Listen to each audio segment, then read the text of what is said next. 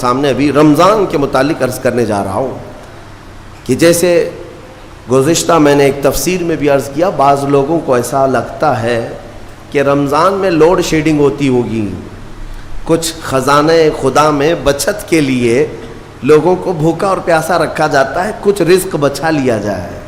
نادانو، اللہ رب العزت جو پوری کائنات کا رزاق حقیقی ہے، اسے کسی چیز کی کمی نہیں ہے۔ یہ روزے جو فرض کیے گئے خزانے میں بچت کے لیے نہیں، بلکہ ہمارے جسموں کی اور ہماری روحوں کی اصلاح کے لیے، ہماری روحوں کی اصلاح اور جسموں کی اصلاح کے لیے ہمیں تقویٰ ملے۔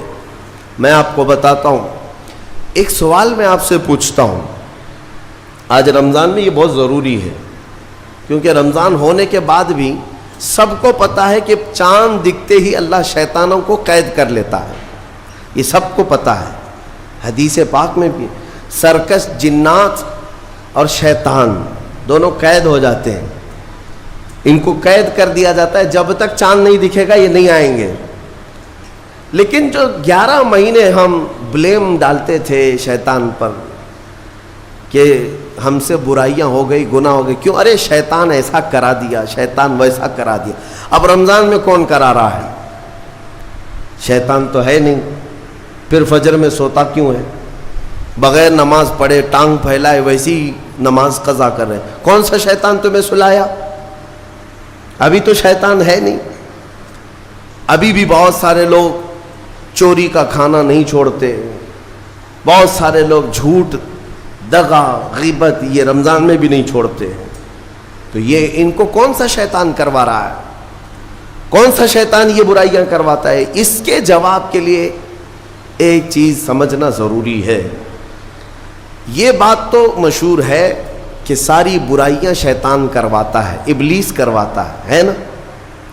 لیکن آپ کو وہ واقعہ معلوم ہے جب آدم علیہ السلام کو اللہ تعالیٰ نے پیدا کیا اور سارے فرشتوں سے کہا کہ سجدہ کرو، کل ہی کی تفسیر میں نے عرض کیا، اس میں ابلیس بھی تھا۔ ابلیس بھی اس وقت بہکا ہوا نہیں تھا، گمراہ نہیں تھا، وہ اچھا تھا۔ ابلیس تو بہت عبادت کرنے والا تھا اللہ تعالیٰ کی، تو اس نے اللہ کے حکم کو ٹال کر آدم کو سجدہ نہیں کیا، غرور میں کھڑا رہا، نافرمانی کیا۔ تو اب میں یہ سوال کرتا ہوں کہ ہر ایک کو گمراہ کرنے والا شیطان ہے، تو شیطان کو کس نے گمراہ کیا تھا؟ اس کو کس نے روکا سجدہ مت کرنا آدم کو؟ کوئی ہے بہکانے والا؟ ارے وہ تو پہلا ابلیس ہے، اس سے پہلے تو کوئی ابلیس تھا ہی نہیں، اس سے پہلے تو کوئی شیطان تھا ہی نہیں۔ شیطان کو کس نے روکا کہ تو بڑا ہے، تو بلند ذات والا ہے، آدم مٹی سے بنا ہے؟ یہ خیال کس نے ڈالا؟ کون سا شیطان تھا اس سے پہلے؟ یہی بات سمجھنے کی ہے۔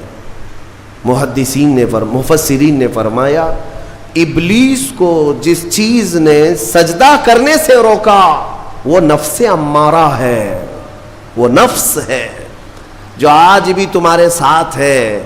ہاں، شیطان تو قید ہو جاتا ہے رمضان کے شروع ہوتے ہی، لیکن نفس تو ساتھ میں رہتا ہے۔ اب پتہ چلا کہ رمضان میں جو کچھ بھی غلطیاں یا کوتاہیاں یا گناہ کچھ لوگوں سے سرزد ہوتے ہیں تو یہ نفس کے پجاری ہیں، نفس ان کے ساتھ ہے، یہ نفس کی غلامی میں آ گئے اور نفس کے شکار ہو گئے۔ اسی لیے قرآن میں اللہ تعالیٰ نے اپنے رسول سے بھی یہ فرمایا، اَرَأَيْتَ مَنِ اتَّخَذَ إِلَٰهَهُ هَوَاهُ افانت تکون علیہ وکیلا۔ اے رسول، کیا آپ نہیں دیکھتے کچھ لوگ ایسے ہیں جنہوں نے اپنے نفسانی خواہشات کو اپنا خدا بنا لیا ہے، اپنی خواہشات کو اپنا خدا بنا لیا ہے۔ اے رسول، کیا آپ ایسوں کی سفارش کریں گے، ایسے لوگوں کی وکالت کریں گے؟ یعنی رب تبارک و تعالیٰ نے فرمایا کچھ لوگ وہ ہیں جو اپنی خواہشات کی پوجا میں ہیں۔ کیا مطلب خواہشات کی پوجا؟ کیا مطلب ہے اپنے خواہشات کے پیچھے چلنا؟ مطلب یہی ہے کہ جو دل میں آیا اس بندے نے یہ سوچ لیا اسے کرنا ہی ہے مجھے، یہ خواہشات کے پیچھے چل رہا ہے۔ ہاں، تمہیں آرام کی فکر ہوئی، تم نے خدا کے فرمان کو ٹال دیا لیکن اپنی نفس کی سن لیا۔ اللہ تبارک و تعالیٰ کا حکم کچھ اور ہے لیکن تمہاری طبیعت کچھ اور چاہ رہی ہے۔ رب تبارک و تعالیٰ کا حکم تھا صبح صبح تمہیں اپنے گھر بلا رہا تھا، لیکن تم نے اس کی نہیں سنی، اپنے من کی سنی، اپنے نفس کی۔ تو یہی تو ہوا نفس کی پوجا، یہی ہے نفس کی عبادت، نفس کی پرستش، جس کو قرآن میں کہا گیا ہے کہ کچھ لوگ ایسے ہیں جنہوں نے اپنی خواہشات کو خدا بنا لیا ہے۔ یہ نفس امارہ جس کے بھی اوپر حاوی ہو جاتا ہے، اچھے اچھوں کو یہ ان کا تقوی بھسم کر دیتا ہے، ایمان سے بھی دور کر جاتا ہے۔ اس لیے میرے عزیزوں، میں جو عرض کرنے جا رہا ہوں وہ یہ ہے کہ ہمارے لیے زندگی میں سب سے بڑا چیلنج اپنے نفس امارہ سے لڑنا۔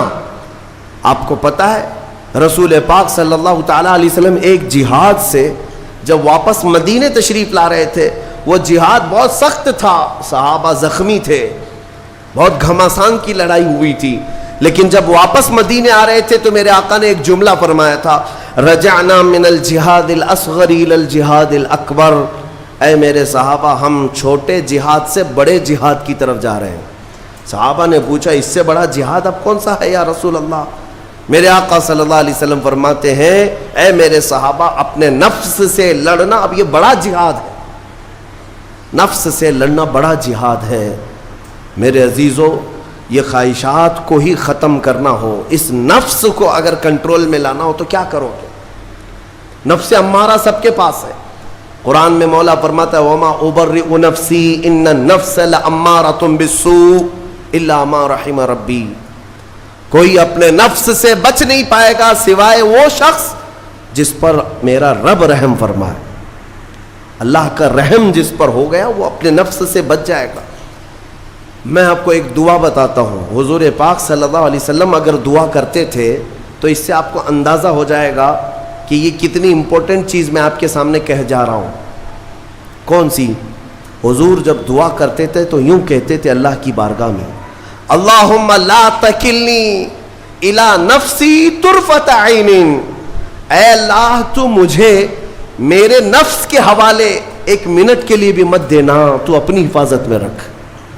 حضور جب یہ دعا کرتے تھے کہ مجھے میرے نفس کے حوالے ایک منٹ کے لیے، طرفۃ عین کہتے ہیں پلک جھپکنے کے برابر، اتنے ٹائم کے لیے بھی اے اللہ تو مجھے میرے نفس کے حوالے مت کرنا، تو اپنی حفاظت میں رکھ۔ سید الانبیاء جب یہ دعا کرتے ہیں تو اندازہ کرو اے مومنو، نفس کی تباہ کاریاں کیا کیا ہیں، یہ کتنوں کو ہلاک کر دیتا ہے، کتنوں کا عمل ضائع کرتا ہے، کتنوں کا ایمان ختم کرتا ہے۔ اب میں جو بات کہہ رہا ہوں وہ یہ توجہ سے سنو، یہ نفس امارہ جس نے شیطان کو بھی گمراہ کیا، شیطان کو بھی بہکا دیا، یہ نفس آدم کو سجدہ نہ کرنے کا جو غرور پیدا کیا، یہی نفس امارہ تھا۔ اس نفس امارہ کو اگر کوئی کنٹرول کرا سکتا ہے تو وہ ماہ رمضان المبارک ہے۔ بس یہی ہے رمضان کی فضیلت۔ رمضان المبارک اس لیے تمہیں دیا گیا کہ بڑی بڑی طاقتیں تمہارے نفس کو قابو میں نہیں کر پائیں گی، لیکن رمضان کے روزے تمہیں کنٹرول میں لے آئیں گے، کنٹرول میں لائیں گے۔ اب سمجھ میں آیا کہ روزے کیوں رکھائے جا رہے ہیں؟ ارے گرمیوں کی شدت ہے، ادھر حلق سوکھا جا رہا ہے، پیٹ پیٹ سے لگ جاتا ہے۔ ان لوگوں کو پوچھو روزہ کیسا ہوتا ہے جو مزدوری کرتے ہیں، ان لوگوں سے پوچھو جو دن بھر کام کاج کرتے ہیں۔ میرے عزیزوں، روزے رکھنے کے بعد کیا رب تبارک و تعالیٰ کسی کو اس کی طاقت سے زیادہ تکلیف دینا چاہتا ہے؟ نہیں میرے عزیزوں، وہ رحمان ہے۔ اس نے جب تمہیں ماں کے پیٹ میں 9 مہینے رزق دیا تو کیا کائنات میں نہیں دے گا؟ تمہیں ماں کے پیٹ میں بھی رزق دیتا رہا۔ تم جب دنیا میں آئے، تمہارے ماں کے سینے میں خون سے دودھ کس نے بنایا؟ تمہارے رزق کا انتظام کرنے والا وہ خدا۔ اگر تمہیں حکم دیتا ہے کہ صبح سے لے کر شام تک بھوکے رہو تو یہ اس کا ظلم نہیں بلکہ یہ عین کرم ہے، اللہ تبارک و تعالیٰ کا رحم ہے تم پر کہ وہ مولا ہماری اصلاح چاہتا ہے کہ ہمارے اندر تقویٰ آ جائے، جسم میں بھی اور روح میں بھی۔ اب ایک اور بات میں آپ کو بتا دوں، میں نے ایک بات پڑھی تھی نفس کے متعلق، یہ نفس امارہ اسی لیے امام غزالی رحمۃ اللہ تعالیٰ علیہ نے فرمایا اللہ کی جو مخلوق ہے وہ 3 طرح کی ہے، ایک فرشتے، دوسرے انسان، تیسرے جانور۔ یہ 3 الگ الگ قسم کی مخلوق ہیں، کیونکہ اللہ تعالیٰ نے تینوں کو جو چیزیں دی ہیں ان میں فرق ہے۔ فرشتوں کو اللہ نے عقل دیا ہے، نفس نہیں ہے۔ نفس، شہوت، برائی کرنے کی خواہش فرشتوں کے اندر ہے ہی نہیں، وہ سوچ بھی نہیں سکتے برائی کرنے کا۔ فرشتوں کو اللہ نے عقل دیا ہے، اور عقل عزت والی چیز ہے۔ اور جانوروں کو اللہ نے نفس دیا ہے، عقل نہیں، عقل والے نہیں ہیں جانور، عقل والے نہیں، لیکن نفس ہے، شہوت ہے، شہوت بھی ہے، نفس بھی۔ لیکن انسان ایک ایسی مخلوق ہے جسے اللہ نے عقل بھی دیا ہے، نفس بھی دیا ہے۔ مطلب یہ ہے کہ تمہیں اللہ نے ایک چیز فرشتوں والی دی ہے، ایک چیز جانوروں والی بھی دی ہے، دونوں تمہارے اندر ہے، عقل بھی ہے، نفس بھی ہے۔ لیکن امام غزالی فرماتے ہیں توجہ، جو بندہ نفس ہونے کے باوجود گناہوں سے اپنے آپ کو بچا لیا، وہ بندہ فرشتوں سے بھی افضل ہے۔ کیوں؟ فرشتے اس لیے بچے ہوئے ہیں کہ ان کے پاس نفس ہے ہی نہیں، اور تم بچ رہے ہو تو کمال کی بات ہے، نفس ہوتے ہوئے بھی گناہ سے بچ گیا تو اس انسان کا مقام فرشتوں سے بھی اعلیٰ ہے۔ لیکن ساتھ ہی امام غزالی یہ بھی فرماتے ہیں عقل ہونے کے باوجود اگر گناہوں سے نہیں بچتا تو پھر وہ جانوروں سے زیادہ ذلیل ہے، کتے اور خنزیر سے بھی گیا گزرا ہے، کیونکہ جانور تو بیچارہ معذور ہے، اسے عقل نہیں ہے، نفس ہے۔ تمہارے پاس عقل ہے، اس کے باوجود حرام کاریاں کر رہے ہو تو جانوروں سے زیادہ گر گئے۔ فیصلہ تمہارے ہاتھ میں ہے کہ تم کون سی زندگی گزارنا چاہتے ہو، کون سی، کہ تم نفس کے پجاری بن جاؤ یا عقل کا صحیح استعمال کر کے فرشتوں والی صفات پر عمل کرو۔ عزیزان گرامی وقار، نفس اور عقل یہ جو 2 چیزیں ہیں، ان کو میں آپ کے سامنے تھوڑا سا کھول کر کے عرض کرتا ہوں۔ عقل جو ہے عزت والی چیز ہے، جسے بھی دی گئی ہے وہ عزت والا ہے۔ کیوں عزت والی ہے یہ عقل؟ پوری دنیا میں عقل کا ہی تو کمال ہے، جس کے پاس عقل ہے وہ بادشاہ ہے، جس کے پاس عقل ہے وہ لوگوں کو ہانکتا ہے، پوری دنیا کو ادھر سے ادھر کر سکتا ہے۔ عقل اور نفس جو ہے، نفس برائیوں کی طرف بلانے والا، عیاشی کی دعوت دینے والا، موج مستی کرانے والا اور اپنے آپ کو تباہ کروانے والا۔ اچھے بھلے نوجوان، 25 سال کی کڑیل جوانی ہے، کون ہے جو انہیں نشے کے اڈے پر لے جاتا ہے؟ کون ہے جو ان کو تباہ و برباد کرتا ہے؟ نوجوان کو اچھی طرح سے معلوم ہے کہ میں کوکین، افیون، ہیروئن لوں گا تو میرے جسم کے ساتھ کیا ہوگا، اسے معلوم ہے، لیکن اس کے باوجود عیاشی کروانا یہ نفس کی عادت ہے۔ کسی کے اوپر نفس غالب آتا ہے، کسی کے اوپر عقل غالب آتی ہے۔ عقل جس کے اوپر غالب آ گئی وہ اچھا آدمی ہے، نفس جس کے اوپر غالب آ گیا وہ شیطان کا پجاری ہو گیا، نفس کی سننے والا۔ اب یہ دونوں جو چیزیں ہیں میں بتاتا ہوں آپ کو۔ روایت میں ملتا ہے کہ جب اللہ نے عقل کو بھی پیدا کیا اور نفس کو بھی پیدا کیا تو اپنے سامنے حاضر کیا، عقل سے پوچھا کہ اے عقل بتا میں کون ہوں اور تو کون ہے؟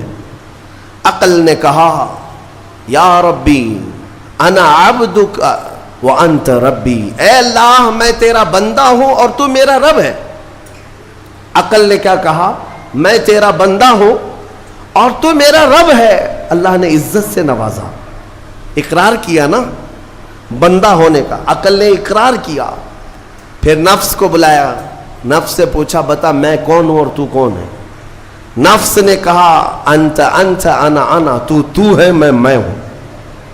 یہ غرور تھا نفس کے اندر، یہ گھمنڈ تھا نفس کے اندر کہ میں ہوں۔ نفس جس کے اندر غالب آتا ہے وہ آج بھی یہی کرتا ہے، میں ہوں، کسی کے سامنے کیا جھکنا ہے۔ تو حکم ہوا کہ اس نفس کو 100 سال جلایا جائے۔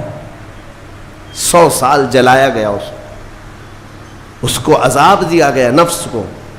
100 سال بھگتنے کے بعد آگ کی تپش بھگتنے کے بعد اسے پھر لایا گیا نفس کو. اللہ تعالیٰ نے پوچھا اے نفس بتا میں کون ہوں اور تو کون ہے؟ نفس نے کہا انت انت انا انا، تو ہے میں ہوں. غرور نہیں ٹوٹا، گھمنڈ نہیں ٹوٹا. حکم ہوا اللہ کی طرف سے فرشتوں کو، اس نفس کو اب 100 سال تک بھوکا اور پیاسا رکھا جائے، کوئی چیز نہ دی جائے. اسے سخت سزا دی گئی. بھوک اور پیاس کی نفس کو کوئی چیز نہیں دی گئی. 100 سال کے بعد پھر اس کو حاضر کیا گیا، پوچھا گیا بتا کون ہوں میں؟ نفس نے کہا اے اللہ تو میرا خدا ہے، میں تیرا بندہ ہوں. فرمایا بزرگوں نے کہ نفس کو اگر کوئی جھکا سکتا ہے تو وہ بھوک ہے، اسی لیے مولا نے رمضان کے روزے تم پر فرض فرمایا. نفس کو جھکا سکتے ہو، نفس کو کنٹرول میں لا سکتے ہو تو بھوک کے ذریعے سے. ہاں